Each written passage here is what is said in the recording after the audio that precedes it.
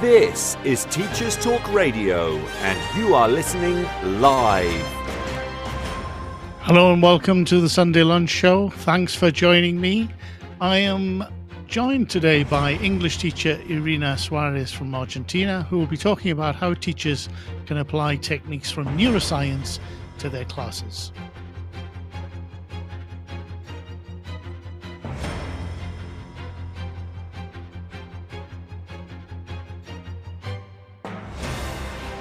This is Teachers Talk Radio, and you are listening live.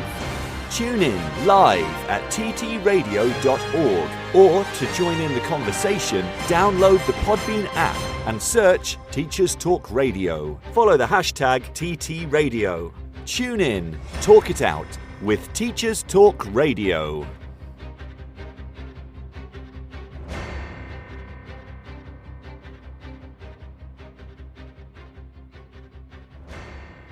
Welcome to the Sunday Lunch Show, everyone. I'm Graham Stanley, speaking to you live from Mexico City. On today's show, I'll be discussing neuroscience techniques with my special guest, Irina Suarez.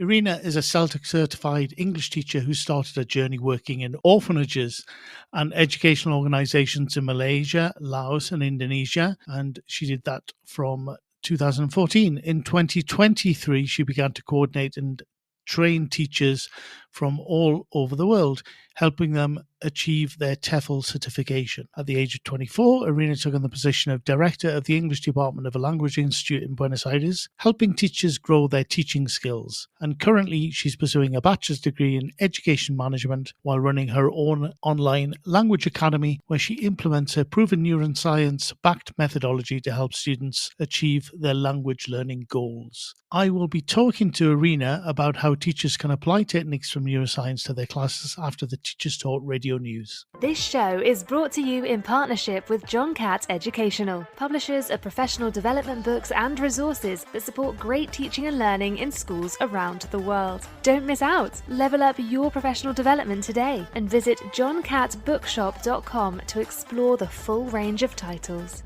Use the code JCTTR2425 for 20% off your order. Happy reading. Meet USA Study, your one-stop platform for guiding students through their college application journey. Access up-to-date resources on universities, programs, scholarships, and application requirements, all in one place.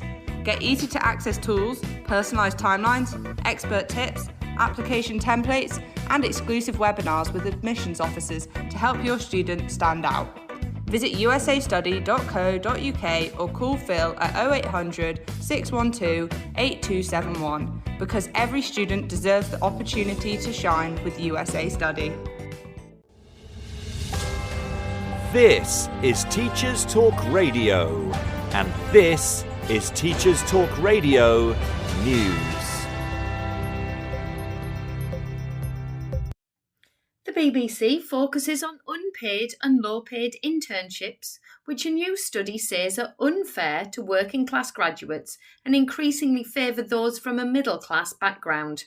Research from the Sutton Trust is featured in the report, and it says the gap between the two demographics is growing, driven by employers continuing to underpay interns and giving opportunities to family and friends rather than advertising them. A poll of 1,200 recent graduates shows half have undertaken an internship, a 12% increase since 2018. But the gap between working and middle-class graduates has widened from 12% to 20%. The proportion of working-class graduates completing an internship is now only 36% compared to 55% for their middle-class peers. There is also a north-south divide, with graduates in London more likely to have undertaken an internship than those in the West Midlands, Yorkshire and Scotland. The report also says that in many cases those undertaking unpaid internships were able to do so only because they received money from parents, lived at home or with family or friends, or used savings to support themselves. The Sutton Trust also found that internships were almost twice as likely to have been found through family and friends in an organisation compared to an advertisement, further contributing to the widening access gap. As part of its Make Work Pay plan issued before the election, Labour said it wanted to ban unpaid internships, aside from those that form part of an education or training course, although details haven't been confirmed. According to ITV News, Brighton University Academies Trust is to stop running several schools after an alleged budget scandal. The Trust has reportedly told government it plans to hand its portfolio of academies over to other providers. The Trust currently runs 11 primary schools and 3 secondary schools in Sussex and is believed to have kept around 20% from individual school funding. Staff at 5 of the schools in the Trust went on strike earlier this year. In a letter to parents, the Trust says it is facing times of challenge and times of change. And a spokesperson for them said the trustees have informed the Department of Education of their desire to seek to transfer the academies in the Trust to other academy trusts.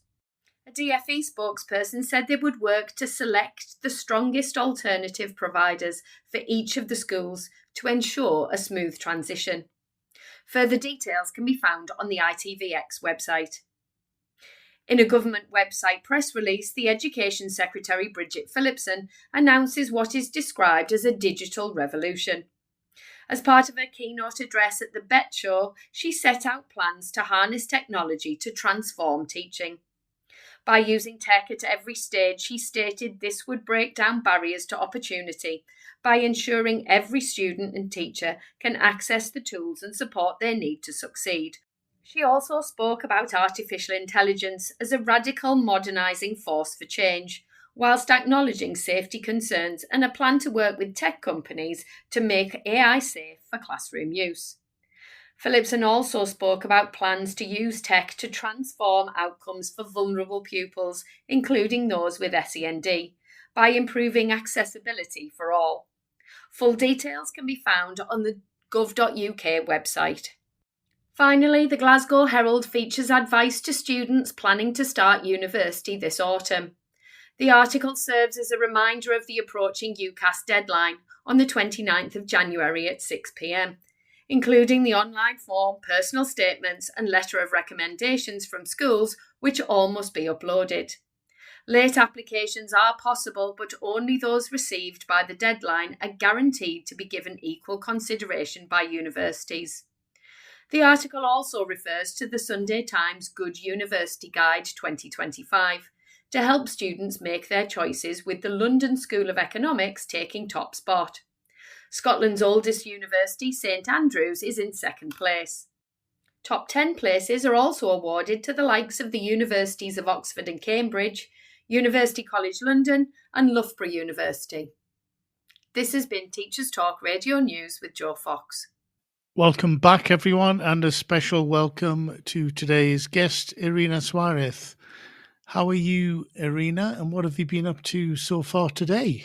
Hello? Well, like I was saying, it's early in the morning. It's 10 a.m. here, so been sort of just getting ready to come on the show, basically.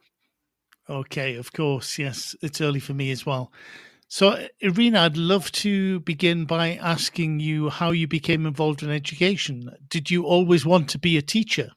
Actually, that's a very interesting question, because part of me knew that I was going to be a teacher because of my entire background and the things that I'd done as well. Like, as you mentioned, I worked with orphanages.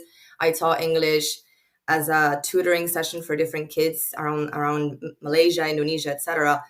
But another part of me wanted actually to be either in medicine for, human medicine or veterinary sciences. So it was a very 50-50 situation. But ultimately, I decided on teaching. Right.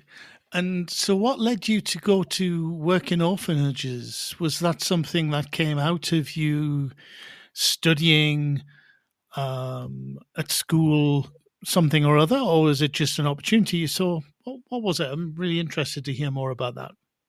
Yeah, well, I lived abroad my entire life. So my family would move countries every 2 years. And my mom particularly worked with an association, the Latin America Association in Indonesia. And they worked a lot with orphanages and underprivileged areas. So I hopped along on one of those trips and I decided that, well, while they do some other type of work, I can help with some other activities. And I decided English would be an interesting activity for them to try to speak to me and for me to be able to speak to them. And that went along for a few times. And in school, particularly, we would have a gap year where, not a gap year, but a gap event where we would be taken to a different country of our choice. And I would always try to choose the country where I could do the most help. And in most cases would be to go to orphanages in other countries and help some way or another.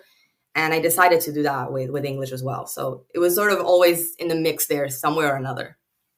Right. And that's when you started teaching. Is that right? That's when I started teaching. Yeah, I would say, yeah, teaching, tutoring. I was quite young. I mean, I'm in 2014. I was maybe 14, 15 years old when I was traveling to different places to teach. So it was more like helping out, tutoring, after school help, stuff like that. And when I came back to Argentina, that's when I started doing it more formally, more professionally, I would say. I wanted to have an experience of being in a classroom. So my final year before graduating, I asked my Spanish teacher if I could shadow her, if I could be in the class to know what it's like to be a teacher, to know what it's like to have a classroom full of students wanting to learn. So that was my first experience before coming back to Argentina. And that was a key experience, I suppose, in helping you decide that's what you wanted to do. That was the moment I thought, this is really fun. And it's really rewarding when the student looks at you and says, oh, I get it now. And you thought like, oh, I explained it the right way. Like they got it. So it's really rewarding to see that what you think might have been really random to say, they actually understood it and they actually were able to do the activity and complete the activity correctly. So you think, oh my gosh, I'm actually teaching someone something. And that's when I thought, this is fun. This is what I like to do. And then after that, did you go into classroom teaching, or was it through language academies? What was the route that you took? So after that, I graduated in Malaysia and I came back to Argentina to study here. And I started doing private tutoring lessons. I took advantage of the fact that a lot of people here do really need English as a language, whether it's for school or for private tutoring. And I started helping family friends until I decided I'll jump into a language school, private language schools. And I've been working there. I think 2 years after I got back from Argentina, I started working at different language schools around the city. So I was in classrooms for adults, for kids. I got to pre-K, which was interesting. And then I moved on to teenagers, adults, etc. Right. And when did you become interested in neuroscience? Neuroscience, I became interested in it after my TEFL journey of teaching different people to teach, basically. After working at a language school in the province of Buenos Aires, I was the coach. I was the in-house coach, and they trained me in neuroscience so that I could help the teachers. So throughout the entire year, I would help them. And in the beginning of the years, we would have these sessions. And I became really interested in seeing the effects from, as I said, I worked in many different language schools before that. So I saw the outcomes of different methodologies. And the outcome that I saw in that language school was incredible. It was so much more fun. It didn't really feel like I was in a classroom. So I dived more into that and I was very interested in that. And I started looking at it for myself. I started Googling about it, teaching it to myself. And I did a postgraduate certificate in neuroeducation from a university here. And I'm almost done with it. So I'm kind of like focusing really all my energy into neuroscience. I think that's the most incredible thing to do in a classroom, since it's sort of new, but it's also not new. So it's really interesting to like enjoy how the students learn and see the progress that they're making with these methods. Great. And for those listeners who may not know, what exactly is neuroscience and why do you think this is important for teachers to know about? Yeah. Well, neuroscience in education, what we try to do in the classroom is focus on the brain, how it learns. Focus on taking apart the brain in three sections. We have three sections, which are the reptilian brain, as we try to call it to make it easier to understand, the limbic brain, and the neocortex. What we try to do is put our energy into nurturing those three parts so that the students feel like what they're learning is worthwhile, what they're learning is going to help them. So we try to nurture the reptilian brain as making sure that they're not stressed, they're not exhausted, try to make sure that they're fighting their flight or fight response. They're not going to go into that response, and they're going to enjoy the classroom. And with the limbic brain, the same thing. We try to put a lot of emotion into the classroom. We try to make sure that the students are happy in the classroom one way or another. And we challenge them with focusing on the neocortex. We challenge the students. We don't put the students in a position where they're learning the same thing over and over again, as it has happened. And I've seen it here for many years. No matter what level you are, you always go back to the basics. The first year, you choose a new level, you always go back to the basics, and students start to get bored.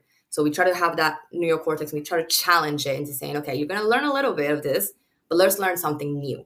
So we try to focus on the three parts of the brain and nurture them so that the students do feel progress. They feel like, I can speak English. I'm confident in my learning. Right. That sounds interesting. And if a teacher wants to start using neuroscience in the classroom, what do you suggest to them? How can they begin?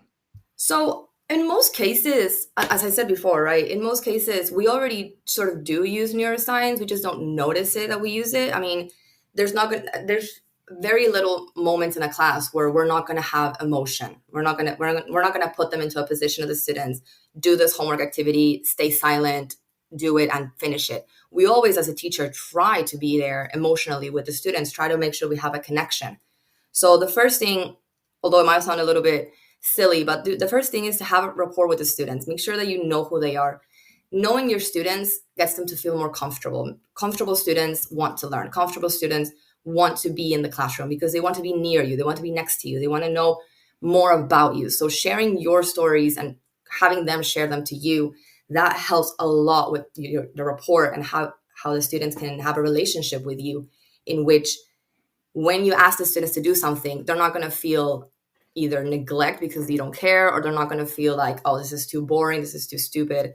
They're going to want to do the activities because they feel that you are there for them and you're going to answer the questions. Which again, is a lot of things that teachers already sort of do, but it's putting more conscious into that, being more conscious about what you're doing in the classroom. That would be like the first thing. Mm-hmm. And how would you move on from that? Well, from there, I mean, there's so many different ways. We try to, depending on what activities you want to do, there's different ways that we can attain this neuroscience perspective. The main idea, again, like I said, is to nurture the different parts of the brain. So through that, depending on the activities, you nurture different parts. For example, if you are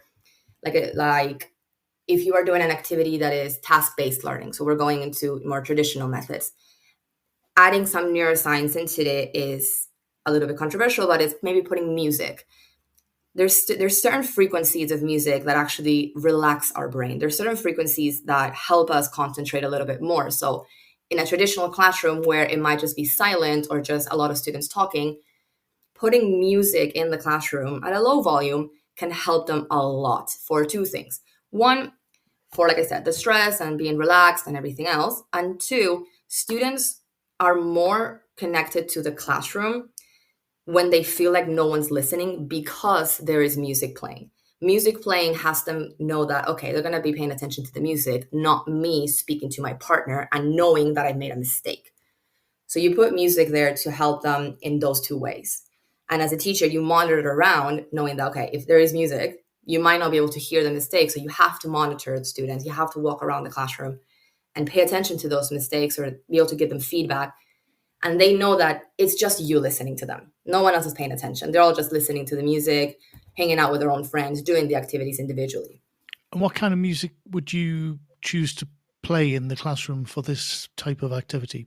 So in some cases, in the language schools that I worked at, which had this method, what we tried to play was either acoustic versions of popular songs, mostly because in this case, as well as working on the reptilian brain of feeling relaxed, it also works on the limbic brain of the emotion.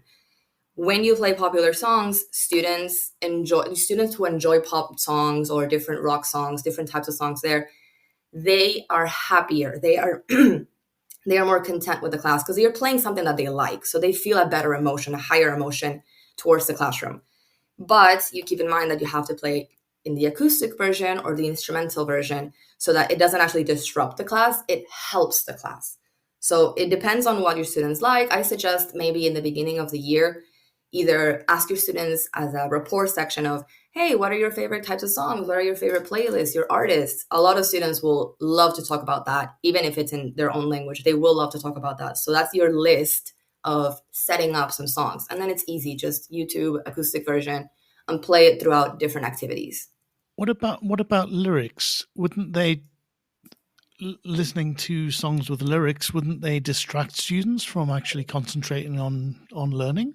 So that was my thought in the beginning. I will agree with that. I thought that they might get distracted. My first time that I played music, especially songs that they did like, they do get distracted. That's my thought.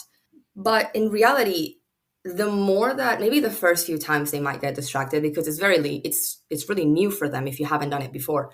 But as you do it in other activities and in other classrooms, they start to get used to it. They start to lower their guard and get used to, I don't have to listen to this song fully. It's going to be in the back of my brain while I do this activity. And they actually feel more relaxed. So they stop paying attention to the lyrics. And that's why the acoustic version is the best. It's because there's more music, there's more instrumental music than actual lyrics. Right. And would it not be better to actually play versions that were just instrumentals? In some cases, yes, depending on the activity. If it is a reading activity, if it is a full reading activity, yes, because they need to concentrate on the vocabulary and the reading. It's in the moment, right? Where they're looking at the page and reading word by word. That would be best to use instrumental music. But when they're using activities such as communicative activities or role-playing activities, having a instrumental music song with the lyrics, it creates an environment where they don't feel like they're in the classroom. They feel like they're somewhere else. As you would be in a bar or in a restaurant, you will hear music with different songs playing and you still talk to your friends. You still are concentrated in your friend. There's just that music in the background. So it's taking real life scenarios and putting them in the classroom so the students can feel more comfortable if they were ever to go into real life and go to a restaurant, talk to somebody in English, and they hear a song playing, they'll think back to their classroom knowing, I did this in my class. I know what I'm doing. And that emotion helps them remember the type of conversations they had so they can replicate it in real life. Interesting. And what about the age of the students? Would the approach to using neuroscience techniques differ depending on the age of the students that you're teaching? Not really. I mean, most of the approaches are very similar. Maybe the music's usually, I found that the songs, if you put kids songs, like very, very much children's songs in a young kids classroom, they will get more distracted. So I found that even playing pop songs, very, songs that a lot of teenagers hear maybe with the kids, it still works the same way. So it doesn't have to adapt the song to the child. You can put the same type of playlist with different students from kids to teens, and they will work the same way. With adults, it's slightly different because a lot of adults don't listen to music to that extent as maybe kids or teens do. So with adults, it's a little bit easier to just put instrumental music, and that will also help them entirely. But with kids and teens, it's the same. It doesn't really matter the song because they'll just work together and they'll be able to work well. Right. And apart from music, what other techniques do you suggest teachers examine and explore in their classes related to neuroscience?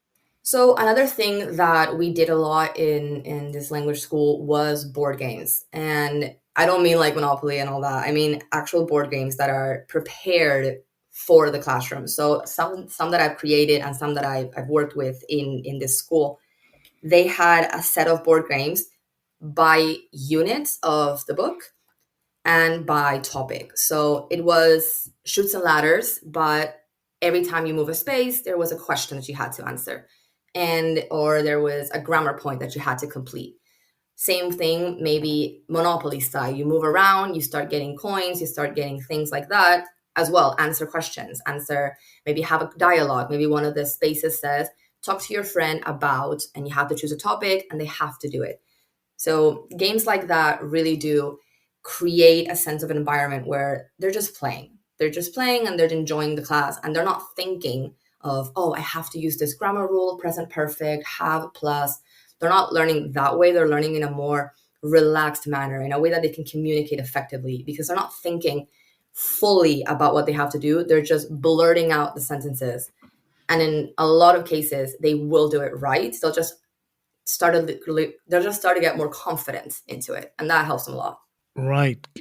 What other kind of board games do you end up using, and do the type of board game vary? Does it vary depending on what you're doing in class?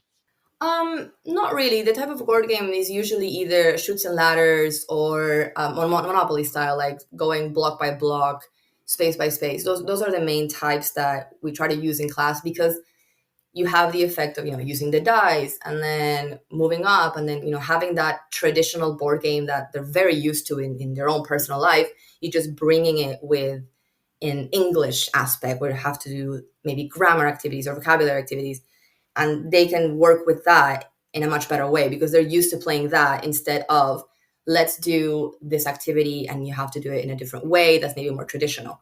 So mostly the board games are usually the same on over those two, shoots and ladders or the other.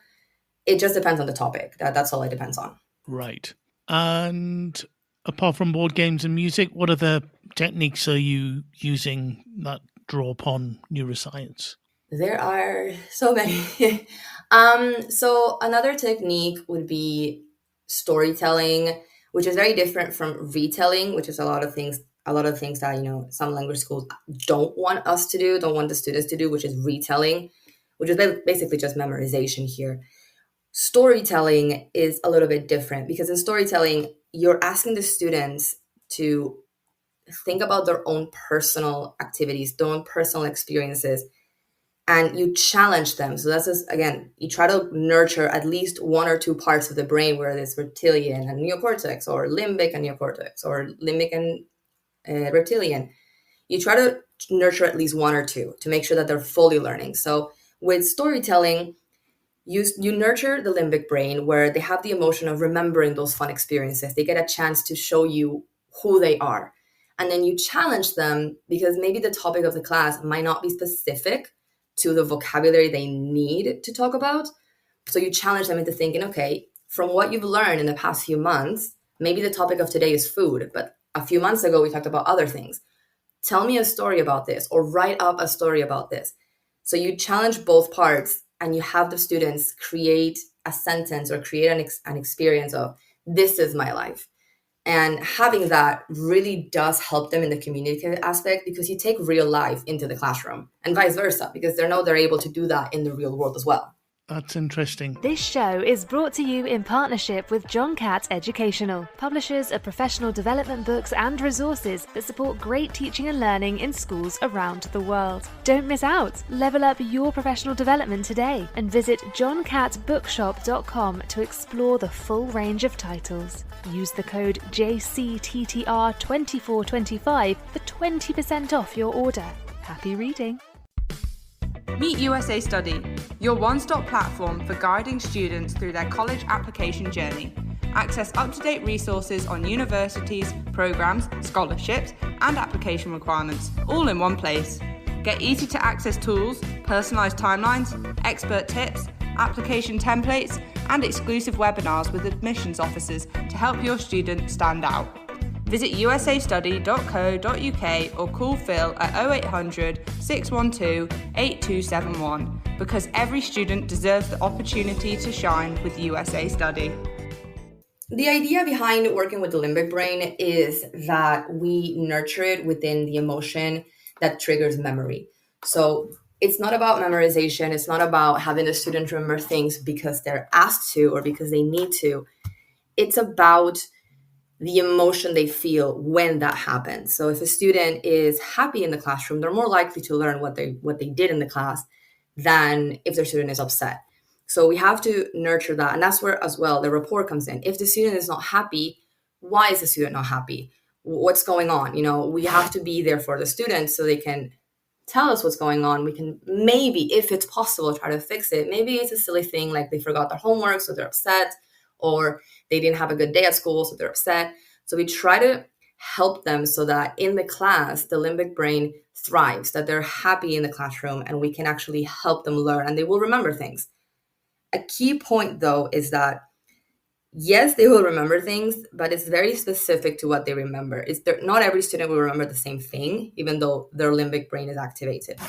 You have to be careful in, will they remember the experience of the class, or will they remember the actual activity and the topic that we actually gave them? Or will they remember that they had fun that day? So you have to be careful in, okay, how will I approach this in a way that the student learns the topic while also not knowing that they're in a classroom, they have to do the homework, they have to complete this activity, and try to fight the reptilian brain to thinking, I don't want to do this, I want to go home. So it's a very fine line of thinking, how can I try to connect with the student in a way that they will remember what they're being taught, and not just, oh, I had fun at school yesterday, it was so much fun, we did, the teacher was so cool, and they forget that part. So you have to be very careful with that. That's very interesting. I think I do agree with you that there's a danger, especially when teaching younger learners and trying to use fun activities to teach through play, etc., that the focus is just upon having fun, and the students, there's a danger that the students are just enjoying themselves and not actually learning. So how do you differentiate with that, between that and the fun that they're having? How do you actually make sure that they're learning something as well as having fun? It's I know it's a very difficult thing to do, but it is important for a teacher to do. Yeah, for sure. I mean, the way that I usually do it with my class is after, depending on the age that they are, the age they have, after several activities or after each individual activities as well, if it's group lessons or private lessons, one-on-one, I try to have a feedback moment where they can tell me, so what did you think of the activity? So again, activate that part of the brain to say, oh, this was really fun because, and that's when a little bit of the retelling comes in, a tiny little bit, where they say, this is what we did that was so much fun. This is what I learned. So you kind of test them to know that, okay, did you actually learn what you were supposed to? That's what I usually do with private lessons. With group lessons, with kids and teens, what I like to do is at the end of the class, I give them a little, in a fun way, I give them a little like pop quiz, but as they're leaving the classroom. So depending on the age of the kid and depending if, the rapport that you have with the student, knowing that you are likely to do that type of thing at the end of the class, which is what I do. I say this in the beginning of every year so they know what's coming. What I did once was I would have them line up before they left the class, and the only way that they could leave, supposedly, is that if they answered a question. They would usually be silly questions, and at first they would get triggered of thinking, oh my gosh, I forgot absolutely everything. But then they would start to learn, okay, she's going to ask us this. So yes, I'm having fun, but also, oh, I have to remember this specific thing because she's going to ask me. And that works well because as they ask them, they instantly go back to that memory. And if they had fun with that, they will remember it much more. So I would say, tell me one of the animals you learned today. And the fun part of it is if they answer correctly, amazing, well done, high five, you can leave. If the student behind them tries to trick you and say the same one, you say, oh, no, it's not possible. You can't repeat it. And they won't feel upset because they know it's a challenge. So there's two things that the student might do. They'll either give you a second word and you can leave, or they themselves would challenge themselves and go back to the line and think of a new word as the line is moving forward. So it's another trick that I like to use because they take their time to thinking, I have to say something correctly because she's going to know that I learned this. She's going to be happy that I know what I'm saying. So that's something that I like to do to make sure that, yes, they're learning, they're having fun, but also they are actually remembering what they did in that class that day. Right. And that type of activity would work well with younger learners. But what about teenagers and adults, for example? How would you approach that age or those students? So I would usually with teens up until, maybe before they're going into the first certificate courses, so right before that, what I would do is use the same sort of strategy. I would just change it. So maybe it's not fall in line and give me an activity, is let's play rock, paper, scissors. Let's see, okay, the first one who shoots the ball into the basket, if you shoot it, you don't have to answer the question. If you don't shoot it, answer the question, and then you can go home. So I try to incorporate different games so they're challenged into thinking, okay, this is more of a movement activity. I'm relaxed. I can think about whatever. And with that being relaxed, they can go back into their brain, grab that long-term memory, and think of what they want to say. So I would incorporate different styles of games that are more attracted to teens than to the kids, which is just simple, fall in line, give me an answer, and then you can go. Right. And we've talked quite a bit about the reptilian brain and the limbic brain. What was the third one again? The neocortex. This is the challenging part, the one that works with logic. And what kind of things do you do in the class with to activate or the neocortex? Yeah. So when we try to activate the neocortex, what we try to do is work with logic and challenges, mostly challenges. We want to introduce new topics to the students. So the neocortex is the basic part. It's the one that a lot of teachers do, whether or not you use science or not, because it's the way that we try to teach our students. We try to incorporate new topics slowly and help them understand. So we try to work with them that way. And the basis of the neocortex is challenge them, have them learn something new, have them aspire to want to learn something new. So like I said, right, you have to at least incorporate one or two parts of the brain. So in the neocortex, yes, you're challenging them, but you have to be careful that you don't scare them. So you have to activate the reptilian brain into thinking, this is fine. It's a challenge that I can do. So you have to create that I can class. With the challenge, like I said, it's that idea of I'll teach you something new in a way that you will enjoy that class, but also you will feel challenged. Right. Can you give us an example, a practical activity which you can do in class that takes advantage of that, and kind of take us through how you would approach it and for what reasons, etc.? Yeah, so here's where gamification comes into play. Here's where the games come into play. Aside from board games, this is where real challenging games come into play. Let's say one thing that I like to do in class, again, this depends on the students, is a competition game. So maybe a Jeopardy game. This is challenging for them because they don't know what you're going to ask them. All they see is a bunch of questions, but with numbers. They don't see the question themselves. So they're challenged into thinking, I have to remember everything that I've learned these past few days so that I can answer these questions correctly and my team can win.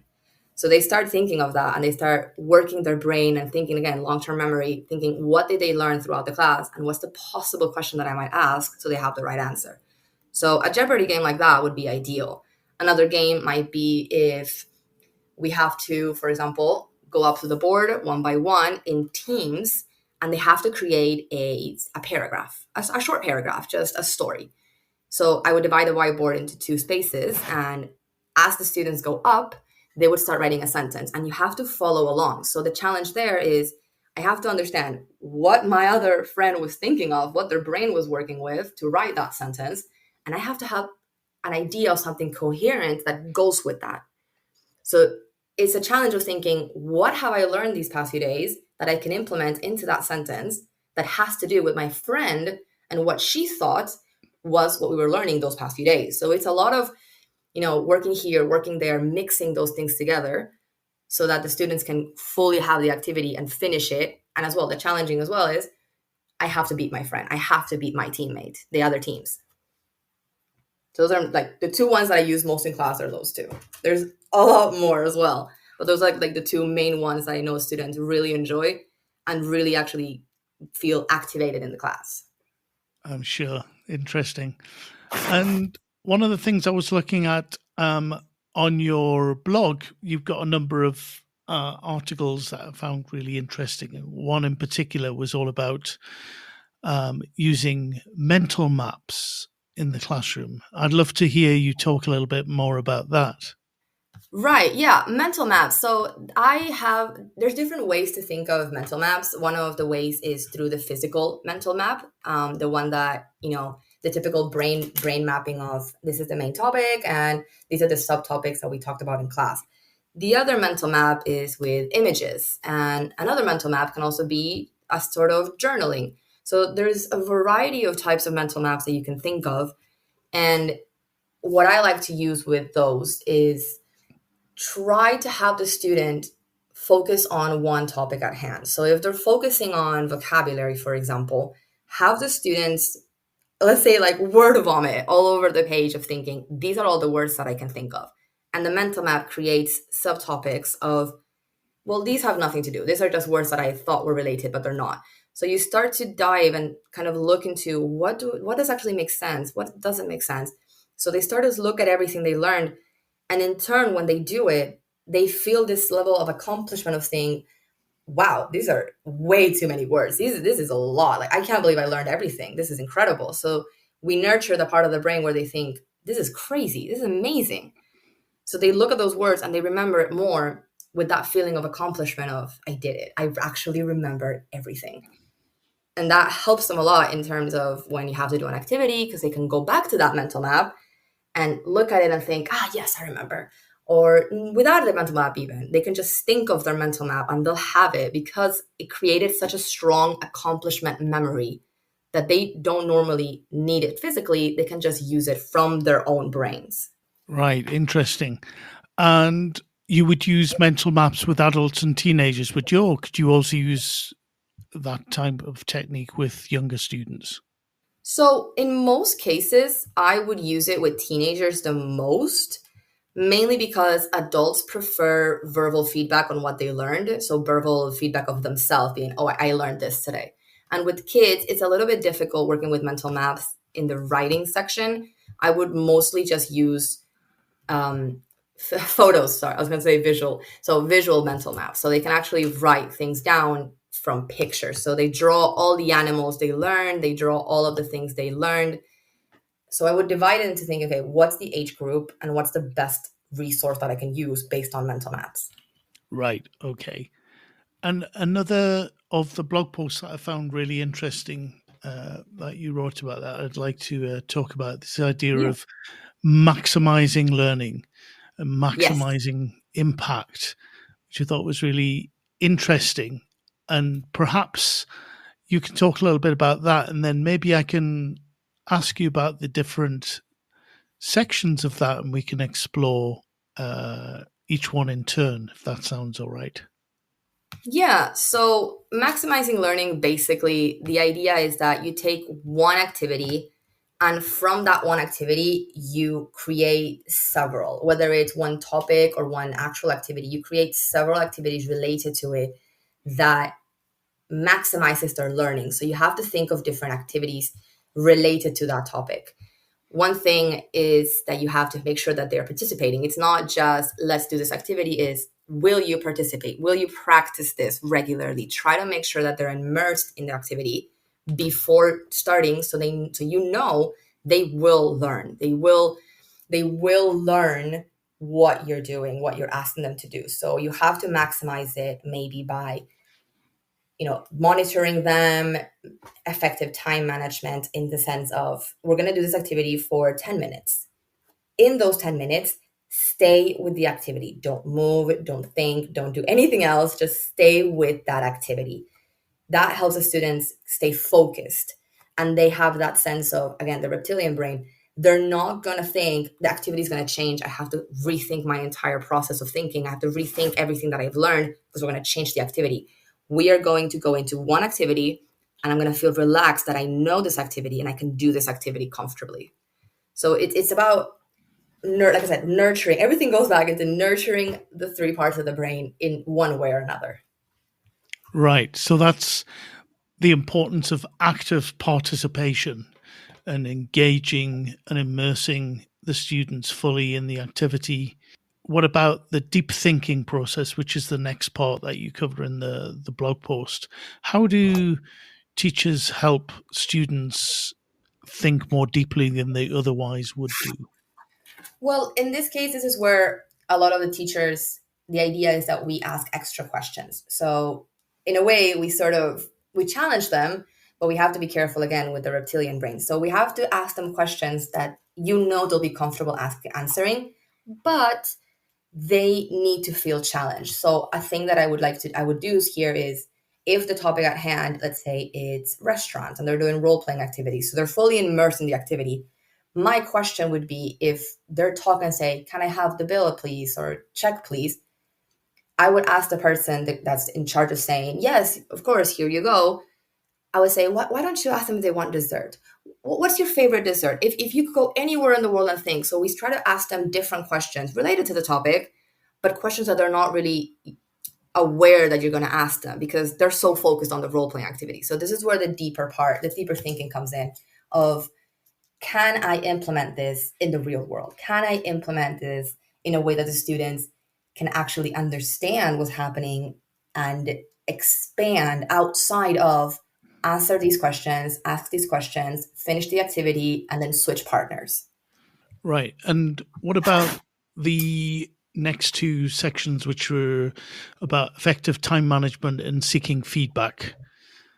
How would you Right. approach those? Yeah, so effective time management, this is, pretty simple. Like I said before, give them minutes, give them a timer.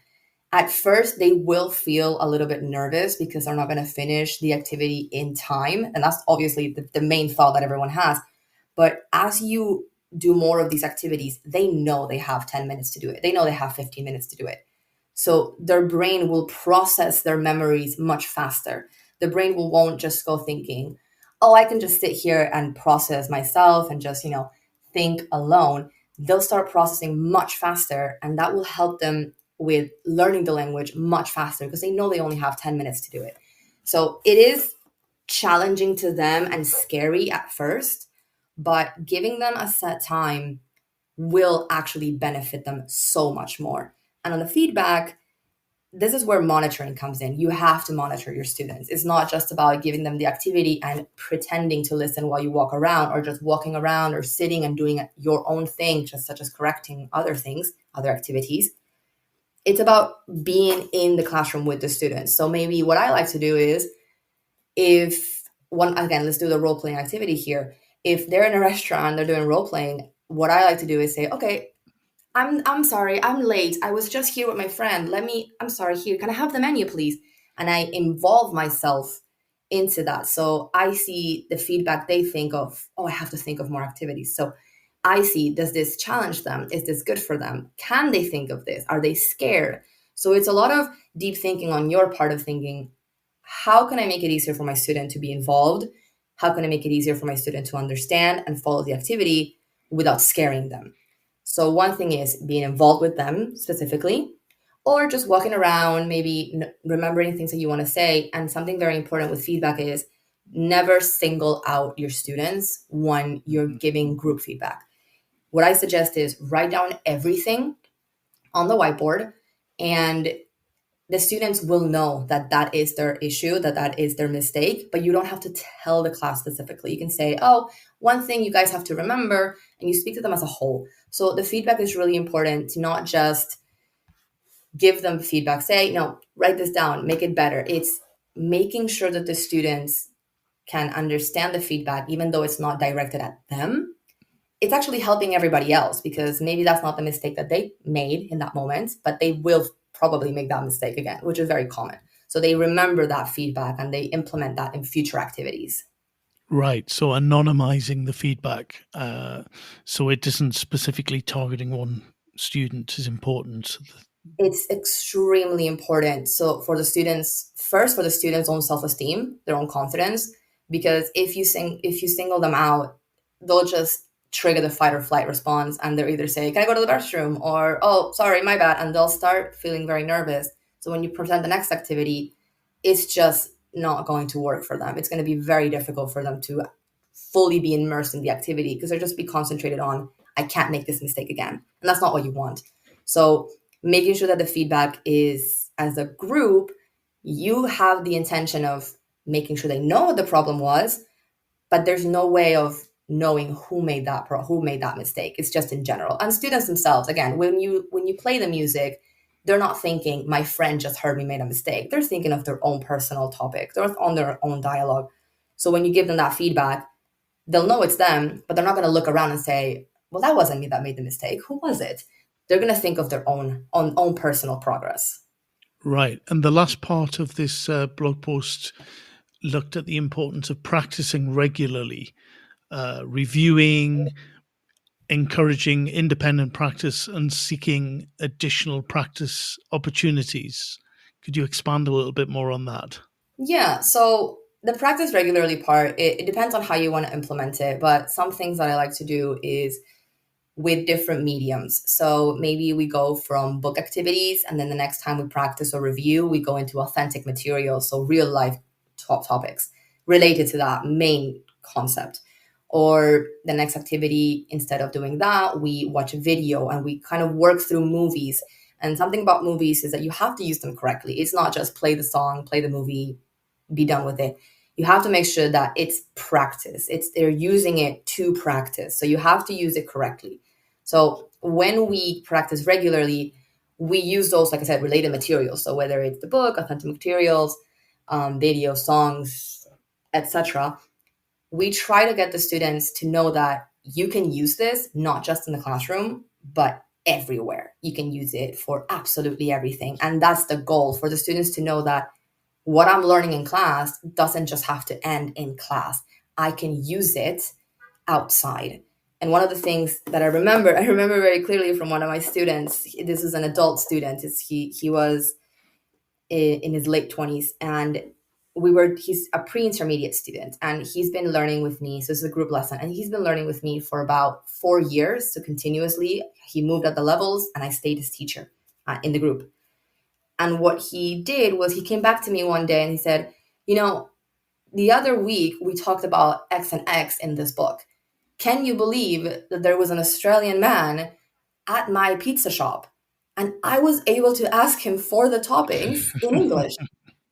Let me tell you, my excitement when he said I spoke to an Australian person and I understood him, that was like tears in my eyes. I was so excited for him because he was able to implement that subconsciously and activate it outside of the classroom. He was able to do it in a way that he knew he might make a mistake, but he was able to do it and practice that outside. So he came back to me and said, he actually, I took his order. I took his order and I gave him the food and I did it. And that group, specifically that group, they always came up to me and said, the other day X and X happened and I did it in English. Or the other day some person came up to me and I actually was overhearing a group of families. They were speaking English and I was just walking around. I took a lap. I did a couple of laps. I wanted to make sure that I was listening correctly. So they wanted to practice real life listening, not audio listening from books. So that was really exciting. They come up to me and they say these things, and it brightens my day because I know that practice that we did in class was very effective and they were able to implement it in the real world. Wonderful. That's really good to hear, isn't it? It's always good when you hear students are actually have made the connection between the classroom and the real world, and they're using what they learn in the classroom out there with. It's amazing, honestly. It is. We have classes. This particular group has classes with me Saturday mornings. So obviously a Saturday morning is not the best way to start your day and waking up very early. But when I get into that classroom and I hear that comment, I am fully immersed in the classroom. Welcome, everybody. Let's get started, because it just makes me so happy that they come to class on a weekend, and they were able to implement it throughout the week.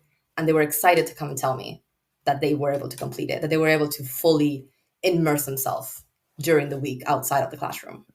To go back to neuroscience, could you talk a little bit about more of what you studied about? I know there are a number of different models, for example, in neuroscience. Could you talk about some of the things that came up when you were studying it, and what kind of models you found particularly useful, or what kind of information that was on the course that you took could be directly applied to your situation with students in the classroom? Yeah, so this particular course was actually the complete name was Neuropsychoeducación, which was not just neuroeducation, but the psychological part as well. So it was Mhm. neuropsychology and education. So it was a complete mix. A lot of the classes, a lot of the lectures, they involved, again, a lot of emotion, a lot of the stress, how to handle different situations. We obviously talked about, learning, memory, etc. But one of my favorite classes was, strategies to learning and dealing with physical activity and the brain, and maybe, what was the name of it? It was something related to how physical activity, food, the brain all work together. So there were so many that were implemented in such a vast majority that really you think of it and say that has nothing to do with what I'm doing with teaching language. But it does. It really does. It's absolutely crazy because you start thinking of there's so much more to just teaching a class. There is absolutely so much more. And I actually have like all of the all of the documents, like they're all in my computer. But you have like attention and my favorite, which is very difficult, which is resistant to change. So every single one of the topics always goes back to knowing how to nurture the three parts of your brain, knowing that those three parts are incredibly important and that you have to take into account the emotion, being able to have that creativity and understanding the emotion and understanding motivation. Out like there were so many modules. About 80% of the modules were related to how to manage your emotions in learning. So everything was it was more psychology related to education, but it was absolutely everything related to that. Wonderful. One of the when I was looking into neuroscience in preparation to speaking to you, one of the things came across, which I thought was quite interesting, and I wondered if it would come up, was this scarf model. Have you heard of that before by someone named David Rock? I wondered if you'd come across that in your course or. That I'm thinking of, I might not have come up to it maybe in English. This course is in Spanish, so Right, of course. it Yeah. it might have a different meaning. I'm trying to remember what it was. I So, don't remember the name of the person that you're telling me about, but I'm right, sure that I've seen it. I'm sure that it's part of one of the modules. yeah. So this is a model. It probably does have a different name in Spanish because the letters on in scarf actually um, refer to different. It's an acronym basically, Ah, okay, yeah. and it's an acronym. Let me talk about it and then see if it rings a bell. It's an acronym that relates to the 5 domains apparently that drive human behavior. So you have status, certainty, autonomy, relatedness, and fairness. So status, that's thinking about how important someone feels compared to others and how that affects how they behave. Certainty, how secure someone feels and how well they believe they can predict the future, their own personal future, of course. Autonomy, how much control someone feels they have over their own life. And I guess as it refers to the classroom, would be over what they do in their learning. Relatedness, how connected someone feels to others and how much they feel like they belong. So that would be within, nurturing that in the classroom so that you have a good atmosphere between the other students and the teacher. And then fairness, how fair someone feels that they're treated and how resources are distributed. So again, when it comes to the classroom situation or the learning situation, teaching and learning context, it's do they feel like they're being given the same kind of treatment as everyone else or as all of the other students. So I thought that was quite an interesting model for teachers to keep in mind. I don't know if that what you think about that or if you've come across it. Yeah, I mean, I've come across it, maybe not in that specific name, but yeah, I've definitely come across it. Something that, as a teacher, I have to think about constantly. You mentioned at the end, specifically, that's the one that I focused on the most, the fairness. The fairness of how someone else feels in relation to, am I being treated the same way? This is the feedback. This is knowing that, did you understand everything correctly? Were you able to understand these things? If not, let's see what we can do to make sure you fully understand it. So being able to address those concerns and knowing that the student is not going to be left behind. They're not going to feel, oh, this is not my place. So it involves the status part of it, as you mentioned, of how important someone feels. It involves that because when the student feels that you're paying attention to their concerns, they do feel valued, and this can help them, feel more confident. So it's all a back and forth. So if you start with the fairness, you can relate it to the status where they feel where they feel their efforts are valued. If they feel their efforts are valued, the certainty comes in of being, I feel confident in this learning process. So it starts working. I work it backwards. So instead of working through the first part, I work through the last, making sure that the students, I'm there for them. So once they feel confident, they can start doing them by themselves. They can feel the control, the autonomy in learning. And then, it's sort of that effect of the snowball effect, sort of speak. But yeah, I completely agree with that. I absolutely agree. And yes, I probably heard it in a different way, but Yeah. I like the way that's called the SCARF model. I like that in English. It's much, much nicer. Yes, it's easy to remember, isn't it? And Yeah. I'm sure there are a number of different models. It was just that was the one that struck me that I came across that I thought was quite interesting for teachers to be aware of. Yeah, it's something that I've noticed, teaching, being the in-house coach at that language school. It's something that I noticed a lot of teachers don't pay attention to in other schools as well. And something that's very particular, the reason why I'm so invested into helping teachers be the best they can be and helping them get involved in the classroom, mainly because in Argentina, the one issue is, unfortunately, all English teachers go directly into schools. They all go into actual either public or private schools. And language schools that have more of an independent and more personalized project of having the students learn, they usually don't hire those teachers because there's no teachers left. So they either hire student teachers, which is where I like to go in and help them a lot and see what I can do to help, or they hire teachers that technically are not teachers at all. They are people that are very good in their language. They're absolutely very, very good, but the pedagogy is gone. They have no teaching aspect. So this is where I go in again, and I try to teach them the basics minimally so they can be in the classroom. And that's where, as an in-house coach, I go inside the classroom and I monitor the teacher as she is in the classroom. So this is one of the things why I thought this is really important for a lot of people to be able to know. It's important for teachers to know that there is someone there that can help you in your process as you go into a classroom, which is, after you go through your degree, you're sort of left there. You sort of go into the classroom, here's your book, here's 20 students, you can start. So there has to be someone at least outside that you can go talk to. So that's what I like to have as my role. That's my favorite thing to do, to be able to help them. Right. That's interesting. And so you think in Argentina there's as there is in the majority of countries in the region, but also elsewhere, there's a shortage of teachers, do you think?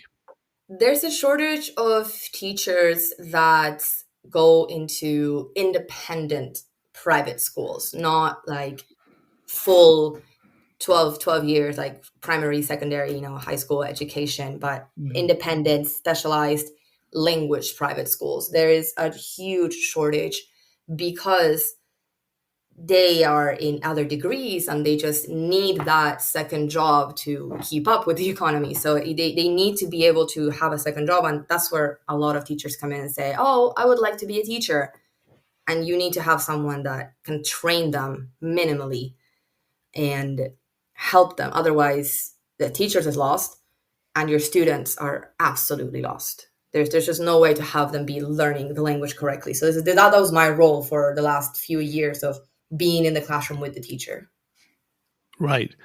And is it, when it comes to English language teachers, do you think it's, I'm just trying to understand what you were saying a bit more, that the problem is finding qualified or skilled teachers with the methodology or with the actual English language skill is the problem? So it depends really on the language school and what their goals are for the students. The main issue, though, is finding teachers willing to work at private institutions rather than schools. That's Right. the main issue. That's the problem. That teachers prefer, which is understandable, they prefer to go into a more secure job of working in a school Yeah. than working with the language institutes, language schools. And that's why in some schools that I've worked at as well, in some schools, what they do is the coaches and the coordinators take so much time and effort into planning the entire year for different levels. And I've had to do this as well, where we had to plan the lessons to give to the teacher so the teacher could teach it. Right. So because that teacher was not experienced enough or because that was her first job. So this is one of the biggest things of we need more people willing to help new teachers. In Argentina mostly, we need more people helping new teachers. Whatever methodology you want to use, that's not the issue there. We need more people helping them because they're going to the classroom and they have no idea what to do. They're in front of 10 students that if they're older, it's a little bit easier. You can talk to them. But if they're kids, it's absolutely crazy to try to even teach them because they're just not going to be excited because you have no idea how to get them excited, how to motivate them. Right. That's interesting because usually, or in a lot of countries, the opposite is true. It's difficult to attract teachers to work within the public school system, the state school system, and there's usually a shortage of teachers within that context. But you're saying in Argentina, it's actually the opposite is true. So a lot of teachers, it's sort of it's a 50-50 situation. A lot of teachers here do prefer actual schools because of the security that they have working for private and public schools. And the only problem is that they have a very specific system, which I am not aware of. This is something that is not really my expertise, as I've worked with independent schools mostly. But from my understanding, as I have a lot of family that is in the education industry, you have to have not just your degree, but certain points. And depending on where you live, those points count towards if you have the choice to choose where to work and what classes you are given. So it's very difficult to get into those schools. That's why a lot of teachers try really hard and they don't focus on language institutes because that's not going to give them the points they need to go to those schools and get those classes. So it's a very divided situation. That's why a lot of teachers that I've personally worked with in the language schools, they're either majors in science and biology and law. They're majors in other things, and they have excellent English, but they don't have the education part of it. And that's where I come in. So it is very important to keep in mind of thinking, my teacher is very cool. She's very amazing. But obviously you need someone behind that teacher to help them understand how to deal with those different types of students. And that's why in the other schools, the two places that I worked at as coordinator, director, and coach in the other one, that was my job. I was there so that I can say, hey, let's practice this. If a student does this, this, and this, how would you react? And more often than not, they have no idea. So that's where I come in and say, okay, this is how you should start the activity. This is how you should do this if this happens. Right. That's really interesting. Irina, I'd like to pull us back to your blog again. One of the things I've noticed is that you've been writing quite a lot about artificial intelligence, which is something that is on many, many teachers' minds at the moment. And one of the first blog posts I see you wrote is AI the teaching tool we've been waiting for? I'd love to ask you to expand upon the answer to that. What do you think about AI, and is it something that teachers should be using? So depending on how you use it, I think yes and no. Personally, a lot of, again, the way that, where I work, because a lot of teachers don't have the experience, they use AI to plan their lessons. And that's where you go away from being personalized or individualized or thinking about the student's needs. You just write up, plan a lesson for X, X, and X, pre-intermediate, 12 students in person. And you get away from that personal aspect of actually knowing what your student needs. So in that sense, I don't accept AI. I don't like it because it takes away from, it gives you extra time for yourself, but it takes away from you actually connecting with your students. And all that effort that you took into creating that rapport and having activities and engaging the students and motivating them, it just goes out the window if you don't use it correctly. Now, if you do use it correctly, yes, it's empowering because you know that you have some sort of experience of, I know my students, and if you ask AI to help you, I'm not saying plan your lesson, I'm saying help you with a specific activity, let's say Jeopardy, as an example. I need my students to know how to play Jeopardy, but the students are younger. So you can mix a little bit of the conversation with ChatGPT, Gemini, etc., and say, my student has X, X, and X needs. They struggle with this. They are this age, and it's 5 students. I want to do this game, but I'm worried X, X, and X. So you try to make sure that you talk to the AI as if it was a colleague, not just do this plan for me and then I'll print it out. You want to make sure that it's as if you're talking to one of your friends, as another teacher, so you can get that feedback that they understand who you are talking about so they can help you plan correctly. So in that sense, yes, I love AI for that. But you have to make sure that it's not going to be your crutch. It's not going to be your saving grace of, I don't have a plan, let me just draw up something. Hey, plan this for pre-intermediate, present simple. You have to be very careful with that. And another one of the blog posts you wrote was AI is a teaching assistant, the pros and cons of using it for student feedback. How would you suggest teachers use these AI large language models, ChatGPT, etc., for this type of thing? So first, I would draw out the feedback individually myself. I would do it myself. I would think about everything that I want to say. So looking back into the mind maps, I would mind map my feedback for each student. Every end of the year or every end of term, we always have to give students individualized feedback for the report cards, as well as in the classes after a quiz or after a specific activity, you have to give them feedback. So for the end of term and the year, what the goal is that you have to make sure that you're being personal in the feedback. It's not just, you did well today, well done, you did good. You have to make sure that you balance it out. If you want to be able to explain a little bit deeper into the topic, you can ask ChatGPT or the other platforms, hey, the student really, without being critical, you can say, hey, I don't want to be critical. The student is an excellent student, but she struggled a lot with X, X, and X. I want to tell her to work on this without sounding too harsh. So you use it as sort of a filter, not as the ChatGPT writing it for you, but as a filter of, I don't want to sound too mean. What are my options? Because that happens sometimes. I know that I've tried to give them feedback, and the way that I've said it, some students do feel upset afterwards. So they get the motivation goes away from learning. So it's very important that we implement that feedback in a way that it's not going to be hurtful. And that's where AI comes in if you're not able to do that correctly, which is sometimes that's things that happen. Interesting. And how do you feel about how AI is entering into the lives of students, of teachers? What do you think are the pros and cons of that? How are things going to change over the next year or so? Well, one thing that I remember from my high school was that there was an AI which corrected your essays by checking if it was plagiarized.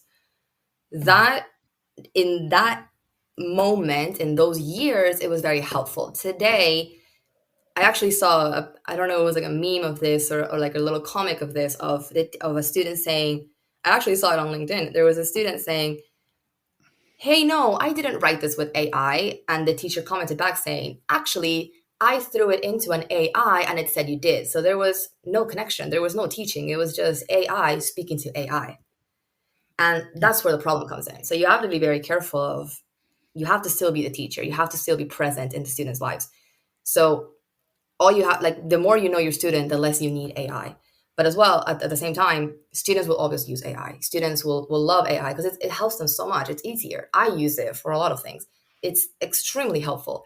You just have to find the right balance. So I'm pro AI as long as there's balance, as long as you're not using it as a crutch, as a teacher and as a student. As long as my students, which has happened before, where they translate everything and then send me the essay, and this happened, you have, if you know your student, you'll know they're using AI, so you can help them learn to get away from it, learn to not use it as much, so they can actually fully learn and internalize that learning. So again, it's balance. Everything has to do with balance.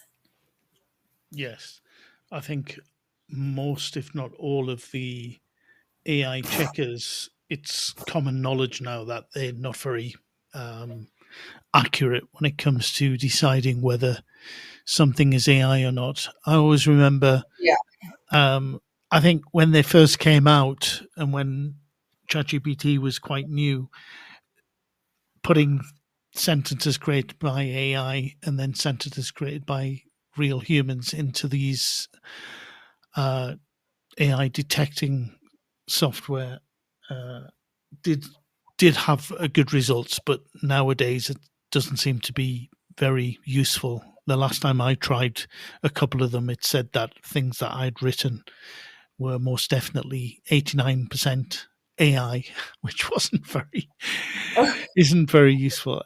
And I think that I can't remember exactly the details, but I think recently a PhD student has been kicked out of his program in the States, accused Wow. of using AI on an assignment or some kind of submission, and he's suing the university because he said he did not use AI for it. So I think there's a lot of danger and a lot of bad can happen if you accuse students of using AI and they haven't done so, for example.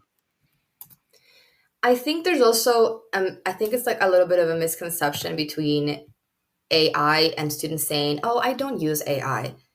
I mean, everybody knows ChatGPT. Everybody knows it. Everybody knows that it exists. But maybe a student found a second one that is maybe not that known. But because you say, "Oh, guys, remember, no ChatGPT in your class. Maybe don't do this," they'll say, "Oh, but I didn't use it." Right. But there's so many other platforms that provide the same idea. So it's Yeah. very tricky to know the student using it or not. And that's where, again, rapport comes in. If you know your student, you know that they would or would not have written their activity. And again, this happens in my classes as well. Students come in saying, "Oh, I wrote this and it was for a comprehensive essay about a book." And they wrote it, and that was great. And I started reading and I'm thinking, A, this is not your level. There's no way you wrote this.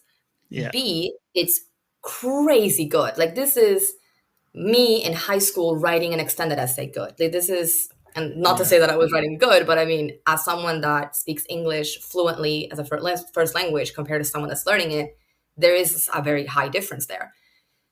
And I asked the students, "What happened here?" And he said, "No, but I didn't use AI." Like, okay, but what did you use? This is absolutely not your work. And after a couple of talks, a couple of, making sure that he understood that he's not in trouble, he told me that he wrote it in Spanish because that's how he knows that he can say it. He then translated to English everything. Mm. He put the entire essay into Google Translate and translated it to English, copied it down with the words he knew that he was able to use, rewrote it using that as his crutch, then translated back to Spanish to see if it made sense. And if it made sense, translated that in Spanish because it's more coherent back into English to then turn it in. And that was just crazy. That was like that. There were so many steps there when he could have just written what he knew. I would have corrected him and gave him feedback, and he was able to continue writing it the way that he knows that he could instead of going through all that process. But again, he said, "I didn't use AI." Okay. Technically, I mean, you didn't use ChatGPT, but you still used something that's not from you, that's not your own brain working. There were so many steps into that process. I was shocked. I needed him to explain it like 3 times because I just could not get my head around why he would translate back and again so many times. Wow, that's amazing. There's so many things that come to mind there. The first thing is that these are tools that people are using in the real world. If they need to produce text, for example, writing in a foreign language, then this is one of the easiest ways, the best ways of doing it. And the methodology that your student used to actually produce something he was certain was of good quality was actually very impressive, wasn't it? It was, I was shocked. Again, I had to ask him, like, what do you mean you translated back and again and back and again? And he's like, no, because that way I wrote it. Like, yes, so you wrote it from a translation, right? But I took the words that I understood. I was like, right, but couldn't you just have translated those specific words instead of the whole essay? Yeah. No, because it wouldn't have been coherent. Right, but now it's not your work. And he debated that with me for a while. Like we went into a break, and he stayed with me during the break, and we kind of debated that for the entire break because I just couldn't wrap my head around why he would on and off again translate everything. And in his mind, that's how it should have been done. In his mind, that I did it perfectly because I wrote it. In my mind, I'm saying if you would have just written the first one, that would have been you writing it. Yeah. It's interesting because it shows just how the idea of what we thought was writing is changing. So it's all under it's in flux. The idea of writing now doesn't mean what we thought it meant. Writing is also writing, but it's a different type of skill than what we traditionally think of as writing, isn't it? It is. It's crazy because I remember the one thing that I took advantage of this was that the essay they were supposed to be writing was about my favorite author because I wrote about him throughout my entire high school. So I knew the topic that we were working on. It's not just that I were working on a random book that I had no choice over, which does happen sometimes with schools. I knew the author. I knew the story. So I knew the vocabulary to be used and the ones that they did not know about. So it was, again, because of me knowing the content and me knowing the student, I was able to identify in the first sentence that was not his work, which is very tricky for students. I mean, like I said, I've been in the classroom, or at least in some sort of way in the classroom, since 2014. So I can identify my students right away, and it's super easy. But for new teachers, it is so difficult. I remember me as a new teacher, it was so difficult to realize, is this my student's work, or is this just he was just really excited in that moment and was able to write correctly? Like, what's the difference? So this is, I think, AI is very helpful here, because if you're a new teacher, you need to have some sort of background of, is this the right way? Is this the correct level? If you don't know the right levels of the students, is this the level that the students should be writing in compared to what the student's actual level is? So again, AI is very helpful, but you have to know your student. That's the main thing. Know your student before consulting AI. Of course. Yes, so important, isn't it? But also, it's easier in the subject that we are involved in, English language teaching and learning. It is easier for us because we know that there's a level of sophistication that students don't have when it comes to expressing themselves in the language, in the language. And then if they do produce something or present us with something that is obviously at a higher level, then we know that there's something going on. Either AI has been used or the method that you said. What I think is a bit of a shame with the example that you gave of your student is that, you know, you are trying to do something with those students, which is help them improve their own skills in expressing themselves in a language, and they need to go through that process of trying out using words and having their writing, for example, in this case, corrected and learning from that and getting better. Whereas what your student has done is very much focus upon a kind of, rather than this process driven approach, which I've just explained or just suggested, he has very much focused on a product, the finished product. So what he thinks you want is this Yeah. finished product of a very good, well argued essay or whatever, that where his ideas are explained. But what you really want is you want the kind of messy process focused product where you can see what the student needs to improve on to help him do that. So it's kind of ironic that he kind of thinks you want one thing when you actually don't want something of such high quality. You want something of less quality because you want to help him. It's a weird situation, isn't it? And it's also hard to kind of get our heads around the fact that or for the students to get their heads around that we're actually trying to help them get better, because we think that is the important thing, not that they produce something of high quality that they don't really fully understand or isn't really their work, but that we want to actually help them learn the whole process. The whole point of it is learning.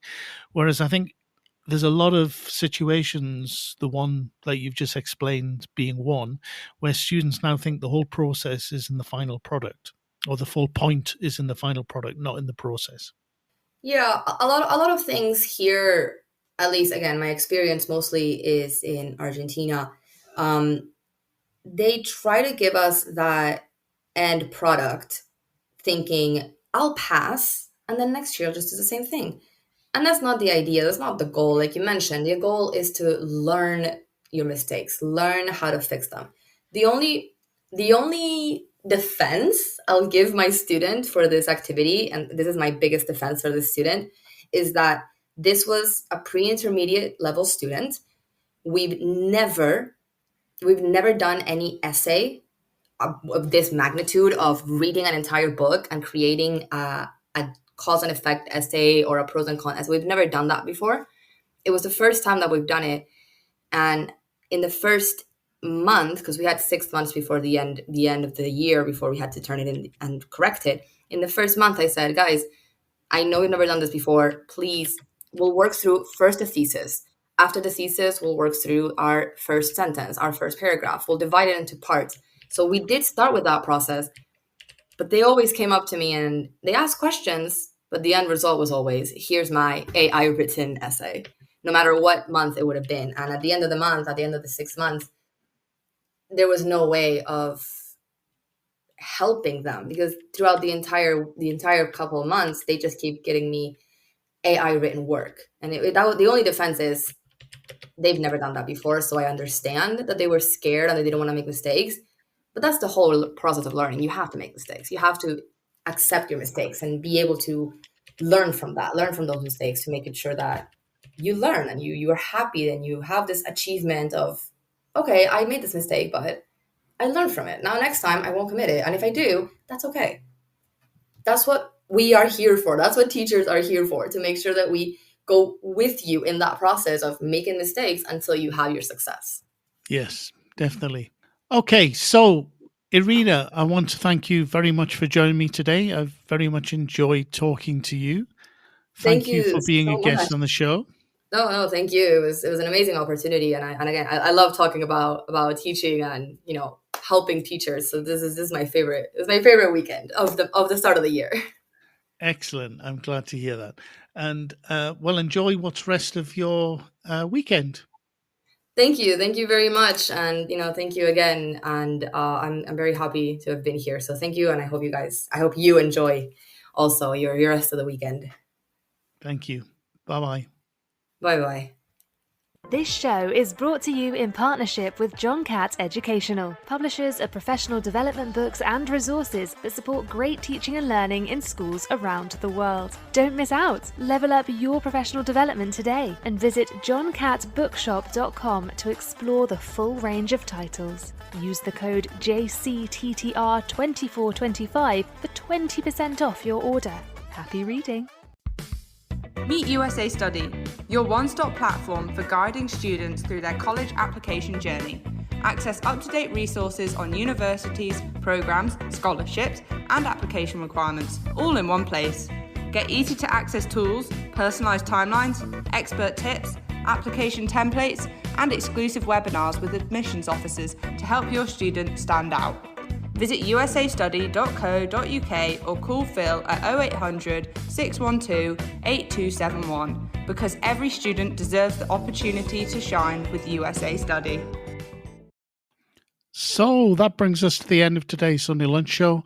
Many thanks to Irina Suarez for sharing her experience and knowledge about neuroscience techniques and more today, and all of you who joined us live.